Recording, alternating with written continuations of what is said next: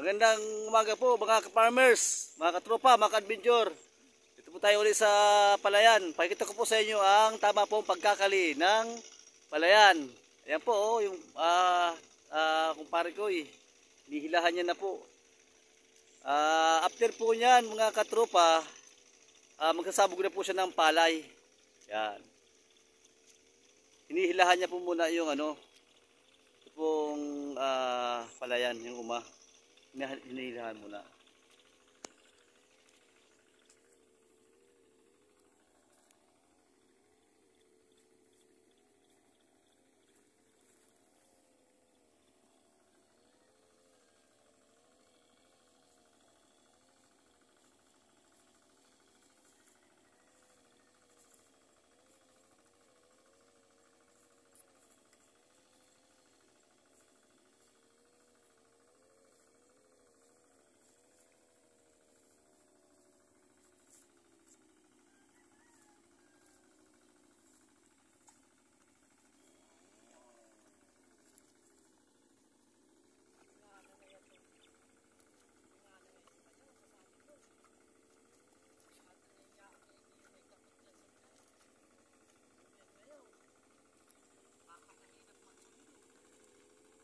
Yan po ang tamang pagkakali. Hinihilahan po siya ng spiral na nilagay po sa sako.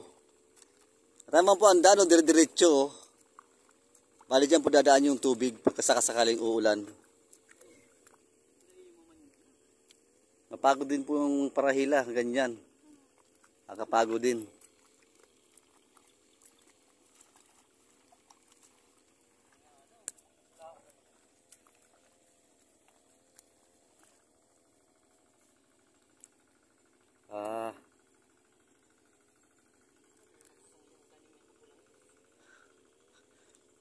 Yun po yung nahilahan na, ito po yung hilahan pa lang.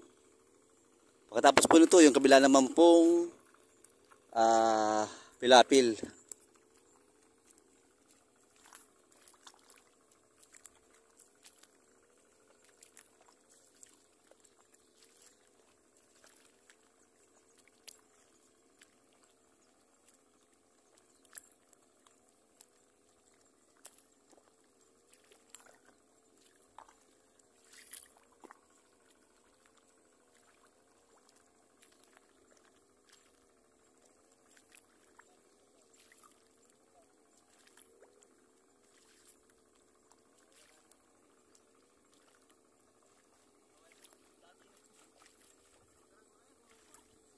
Masayin ka na.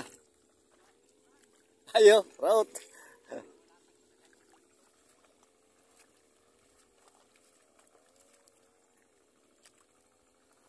Yan. Kakapagod din po para hila ng spiral na nilagay sa sako.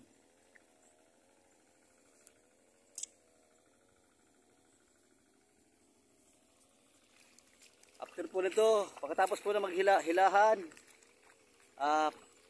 nakikita ko po sa inyo ang pagsabog po ng palay. Kasabugan na po yan ang palay. Ready to for planting. So na po mainit. Init na naman. Time check po, 9:30 umaga.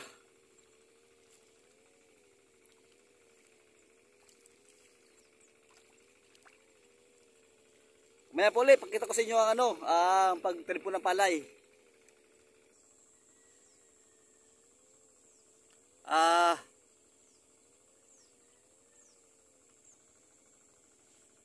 Ito pa nga po pala yung mga katropa yung yung tinanim namin kahapon, palay. Ito na po siya. Medyo tubo na po.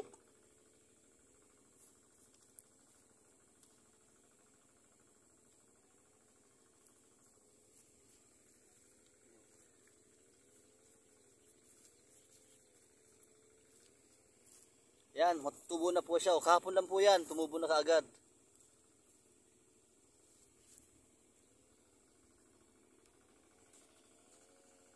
Pakikot ko rin po sa inyo ang yung pag spray, pakikita ko rin sa inyo.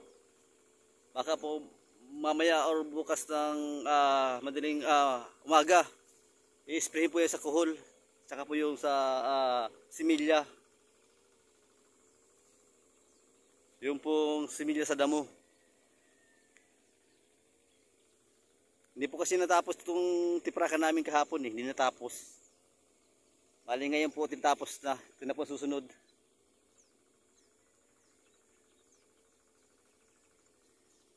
Maya po ulit, pakita ko sa inyo ang sabog ng palay. Ganito po lamang. God bless po. Mabuhay po kayong lahat. Ingat po tayong lahat mga ka-farmers.